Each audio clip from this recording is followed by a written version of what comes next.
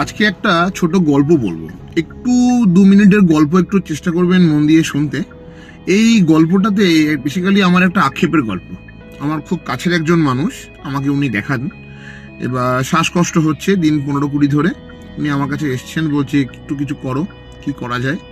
ওনার বুকটা আমি শুনলাম আমার ডাক্তারি কল দিয়ে, এবং দেখলাম এয়ার এন্ট্রি একদম ভালো না, শ্বাস প্রশ্বাস একদম যেন ভালোভাবে ঢুকছে না। দেখলাম স্মোকিং করলে তো সিওপিডি হয় ঠিকই, কিন্তু যেন ঠিক খাপ খাচ্ছে না। এক্স রে করালাম, এক্সরেতে সেরকমভাবে কোনো কিছু খুব একদম সিগনিফিক্যান্ট কিচ্ছু নেই। বললাম আপনি একটা সিটি স্ক্যান করুন বুকের। সিটি স্ক্যান করা হলো, পেলাম মাল্টিপল লিম্ফ গ্রন্থিগুলো ফুলে আছে, বেশ বড় বড় হয়ে গেছে। সন্দেহ গেল অবশ্যই হতে পারে ক্যান্সার, কেন এই বয়সে।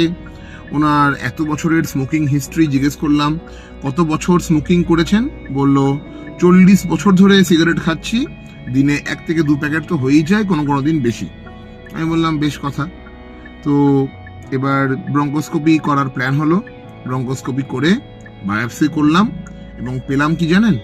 লাং ক্যান্সার অ্যাডভান্স স্টেজে চলে গেছে অলরেডি। এই ভিডিওটা করার উদ্দেশ্য কি?